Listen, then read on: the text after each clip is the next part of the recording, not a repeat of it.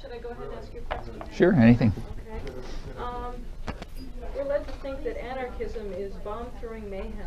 What is it that attracts you to anarchism? Anarchism has nothing to do with bomb-throwing mayhem. It's anarchism is a point of view which, first of all, it covers a lot of things. You know, political rhetoric is not the clearest. It's not a model of clarity, and anarchism has covered quite a lot of ground. But the mainstream of it has just been the basic principle, which I think comes straight out of classical liberalism and the Enlightenment, that any form of authority and domination has a burden of proof to bear. It has to demonstrate that it's legitimate. It doesn't matter what it is, whether it's inside a family or the global economy. If it is a form of authority and domination and coercion, it has to show that it's legitimate.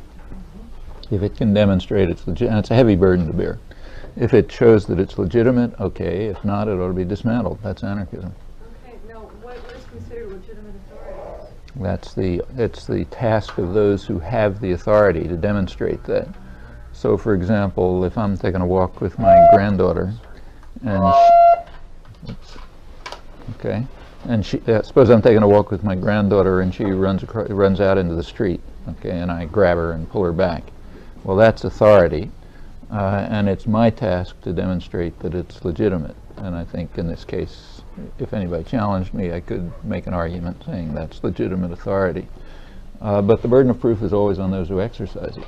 That's true if it's men and women, parents and children, owners and people they rent, the state and people who serve it, the IMF and people who follow its orders, wherever it is. So there's no general definition of what legitimate authority is. It's the task of those who exercise authority to demonstrate their legitimacy. They're the ones who have the burden of proof. And if they can't meet that burden by explaining why what they do is legitimate, then they have no right to exercise the authority. And whatever institution, any institution within which they exercise it is illegitimate unless they show otherwise. And the anarchists are just people who believe that and try to do something about it. So the members of that institution, is it their responsibility to make a judgment call about the authority of the person who is trying to prove their legitimate authority? Well, I don't mean that every minute of the day everybody has to be saying, look, this is my legitimate authority, but they have to be prepared to meet the challenge. Sure. So if it's like suppose it's a formally democratic state, well, in principle, that challenge is met by interchange among the population, which recognizes the authority of actions in the public arena through constant interaction, debate, struggle, and so on. In theory, that's what happens if it is a democratic state. To the extent that that doesn't happen, it's not a democratic state and it is illegitimate. When you move to other systems of authority, like, say, private corporations or fascist states or other forms of totalitarianism, there's no question of legitimacy because they have none. You know. Right. So, but it's the responsibility of the other people in that institution, whatever that institution might be, to question and to challenge. No, it's not their responsibility. It's their responsibility to meet the challenge. It's the responsibility of people to make the challenge. So it's the responsibility of, say, women to challenge a framework in which they are supposed to wash the dishes and put the children to sleep and that sort of thing. And it's the responsibility of men in a traditional patriarchic family to answer that challenge. I mean, it would be nice if the challenge could be raised by those in positions of authority, but that's pretty rare. I mean, usually when you're in a position of authority, you kind of internalize the values that say it's right and just. And the reason is because most people are sort of decent human beings, and it's very hard to look in the mirror and say, I'm a bastard. So usually what you do is look in the mirror and say, I'm a nice guy, and I do these things because it's right and just and legitimate. And that's pretty standard, you know. I mean, everybody knows that from their own experience. We don't have to go into it. That's what people are like.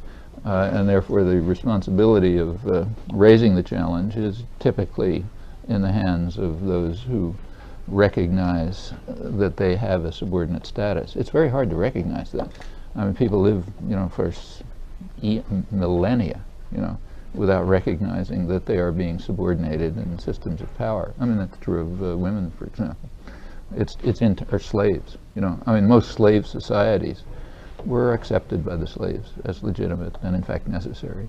A large part, and the same is true of, for example, people who have jobs today in our society. Almost without exception, they consider it legitimate for them to be in a position where they have to rent themselves in order to survive. That's certainly not obvious, and in fact, if you go back a century ago, it was not only considered not obvious, it was considered outlandish by American working people. And I'm not talking about Marxists or socialists or anybody like that, but say mill hands in Lowell, Massachusetts, who never heard of socialism, who regarded it as a form of slavery and were complaining that they had not fought the Civil War to replace chattel slavery by wage slavery, and that therefore those who work in the mills ought to own them.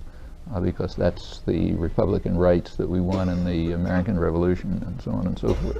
So, it's not obvious. But by now, I think enough indoctrination and propaganda and so on has taken place, so people do regard that form of subordination to external authority as legitimate. Whether they should is another question. But the fact is they do, just as for most of history, women have accepted a subordinate role as correct and proper and so on, and slaves did, and people living in, say, feudal societies. In a feudal society, people had a place, some kind of role, and quite typically the societies were stable because people regarded those structures as legitimate.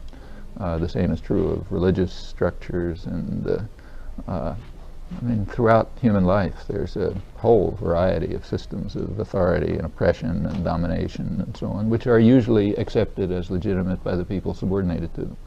When they don't, you have struggles and revolutions and sometimes changes and sometimes brutality and so on. As far as I understand it, anarchists are just people who take this seriously.